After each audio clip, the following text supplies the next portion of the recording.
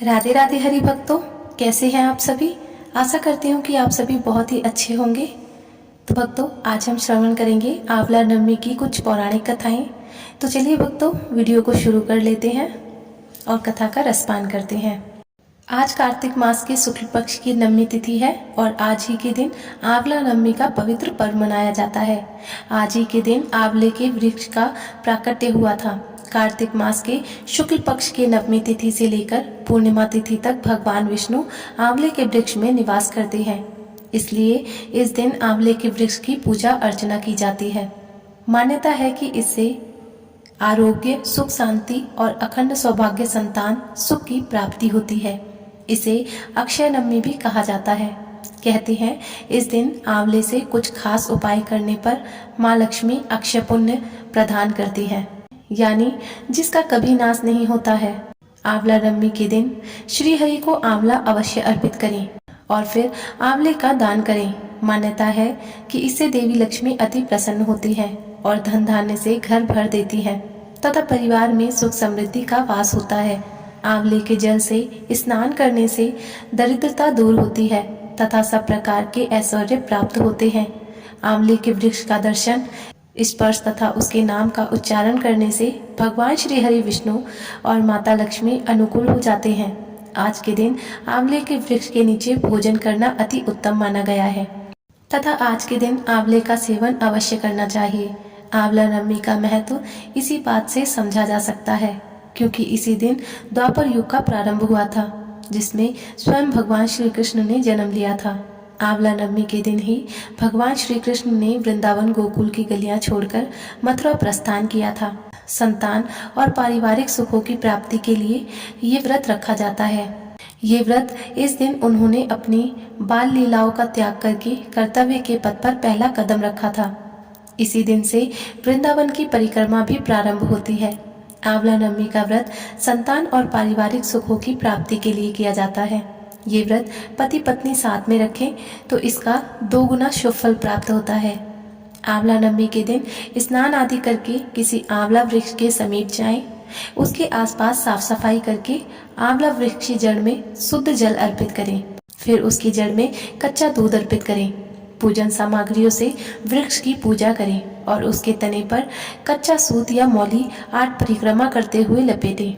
उस जगह पर 108 परिक्रमा भी की जाती है। इसके बाद परिवार की सुख समृद्धि की कामना करके वृक्ष के नीचे ही बैठकर परिवार मित्रों सहित भोजन किया जाता है। आंवला को वेद पुराणों में अत्यंत उपयोगी और पूजनीय कहा गया है।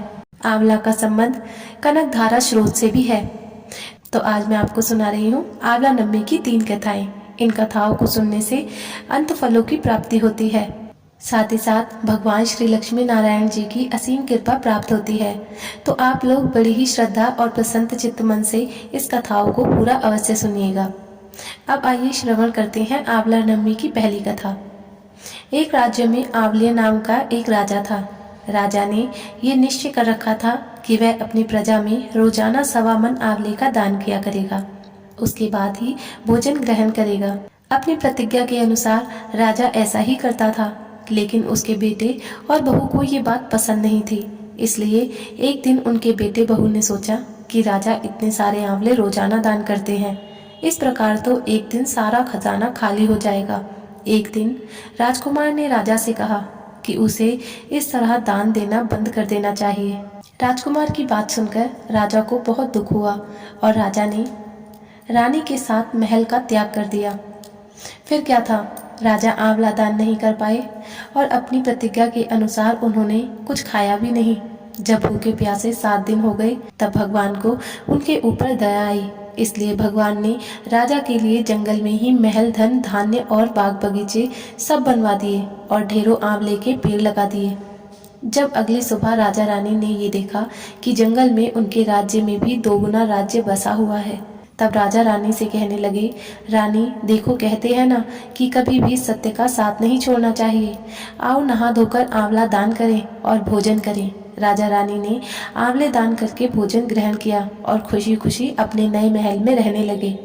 उधर आंवला देवता का अपमान करने और माता पिता से बुरा व्यवहार करने के कारण राजकुमार के तो बुरे दिन आ गए। उसका राज्य शत्रुओं ने छीन लिया और वह दाने दाने को मोहताज हो गया। जी कान ढूंढते ढूंढते एक दिन वह अपने पिताजी के ही राज्य में आ पहुंचा। उस समय उसकी हालात इतनी बिगड़ी हुई थी कि पिता ने उन्हें बिना पहचाने ही अपने यहाँ काम पर रख लिया। बेटे बहू सोच भी नहीं सकते थे कि उनके माता पिता इतने बड़े राज्य के मालिक भी हो सकते हैं। सो उन्होंने भी अपने माता पिता को नहीं पहचाना।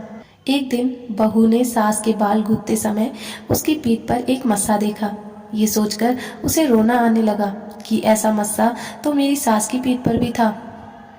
हमने ये सोचकर उन्हें आंवले दान करने से रोका था कि हमारा धन नष्ट हो जाएगा।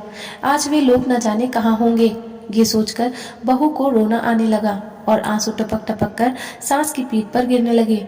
रानी ने तुरंत पलटकर देखा और पूछा कि तू रो क्यों रही है। उसने बताया कि आपकी पीठ जैसा मस्सा मेरी सास की पीठ पर भी था। हमने उन्हें आंवले दान करने से रोक दिया, इसलिए वे नाराज होकर घर छोड़कर कहीं चले गए। तब रानी ने उन्हें पहचान लिया, सारा हाल पूछा और अपने हाल भी बताया। अपने बेटे बहू को समझाया कि दान करने से धन कम नहीं होता बल्कि बढ़ता है। तब बेटे बहू भी अब सुख से राजा रानी के साथ रहने लगे और आंवले का दान करने लगे। आइए अब आंवला नवमी की दूसरी कथा को सुनते हैं। एक बार माता लक्ष्मी जी धरती पर घूमने के लिए आई। धरती पर आकर महालक्ष्मी जी सोचने लगी कि भगवान विष्णु और शिव जी की पूजा एक साथ कैसे की जा सकती है। तभी उन्हें याद आया कि तुलसी और बेल के गुण आंवले में भी पाए जाते हैं। तुलसी भगवान विष्णु को और बेल शिव जी को अत्यंत प्रिय है। इसके बाद तो महालक्ष्मी जी ने आंवले के पेड़ की पूजा करने का निश्चय किया। महालक्ष्मी जी की भक्ति और पूजा से प्रसन्न होकर भगवान विष्णु और शिव जी साक्षात प्रकट हुए। महालक्ष्मी जी ने आंवले के पेड़ के नीचे भोजन तैयार करके भगवान विष्णु और शिव जी को भोजन कराया। उसके बाद उन्होंने खुद भी वहीं बैठकर भोजन ग्रहण किया। मान्यताओं के अनुसार आंवला नवमी के दिन अगर कोई महिला आंवले के पेड़ की पूजा करके उसके नीचे बैठकर भोजन बनाती है और ग्रहण करती है तो भगवान विष्णु और भगवान शिव उसकी सभी मनोकामनाओं को पूर्ण करते हैं। इस दिन महिलाएं अपने संतान की दीर्घायु और अच्छे स्वास्थ्य को लेकर व्रत रखती हैं। निसंतान महिलाएं यदि संतान प्राप्ति की कामना से व्रत रखकर आंवले के पेड़ का पूजन करती है तो उन्हें संतान सुख की प्राप्ति होती है। अब आइए तीसरी कथा का रसपान करते हैं। काशी नगरी में एक निसंतान धर्मात्मा और दानी वैश्य रहता था। एक दिन वैश्य की पत्नी से पड़ोसन कहने लगी कि अगर तुम किसी पराये बच्चे की बलि भैरव बाबा के नाम से चढ़ा दो तो तुम्हें पुत्र की प्राप्ति हो जाएगी। ये बात जब वैश्य को पता चली तो उसने साफ मना कर दिया, लेकिन उसकी पत्नी अवसर की तलाश में लग गई। एक दिन एक कन्या को उसने कुएं में गिराकर भैरव देवता के नाम पर बलि दे दी। इस हत्या का परिणाम विपरीत हुआ, अर्थात लाभ के बजाय उसके पूरे परिवार में कोढ़ हो गया और लड़की की प्रेतात्मा उसे सताने लगी। वैश्य के पूछने पर उसकी पत्नी ने सारी बात सच सच बता दी। तब वैश्य बोला, गौवध, ब्राह्मणवध तथा बालवध करने वाले के लिए इस संसार में कहीं कोई जगह नहीं है। इसलिए तू गंगा तट पर जाकर भगवान का भजन कर और गंगा स्नान कर, तभी तू इस कष्ट से मुक्ति पा सकती है। अब वैश्य की पत्नी गंगा किनारे रहने लगी। कुछ दिन बाद गंगा माता एक वृद्ध महिला का वेश धारण करके उसके पास आई और बोली, अगर तुम मथुरा जाकर कार्तिक नवमी का व्रत तथा आंवले के वृक्ष की परिक्रमा और पूजा करोगी तो ऐसा करने से तेरा ये कोढ़ दूर हो जाएगा। वृद्ध महिला की बात सुनकर और उनकी बात मानकर वैश्य की पत्नी अपने पति से आज्ञा लेकर मथुरा जाकर विधि विधान से आंवले का व्रत करने लगी। ऐसा करने से वह भगवान की कृपा से दिव्य शरीर वाली हो गई और फिर उसे एक सुंदर पुत्र रत्न की प्राप्ति हुई। तो भक्तों, ये थी आज की आंवला नवमी की कथाएं। आशा करती हूँ कि आप सभी को वीडियो बहुत ही अच्छा लगा होगा। वीडियो अगर अच्छा लगा हो तो वीडियो को लाइक और शेयर करें, हमारे चैनल को ज़रूर सब्सक्राइब करें और कमेंट बॉक्स में जय माता लक्ष्मी की अवश्य लिखें। मुझे आपके कमेंट्स का इंतज़ार रहता है। जल्दी मिलेंगे अगले वीडियो में, तब तक के लिए आप सभी को राधे राधे। धन्यवाद।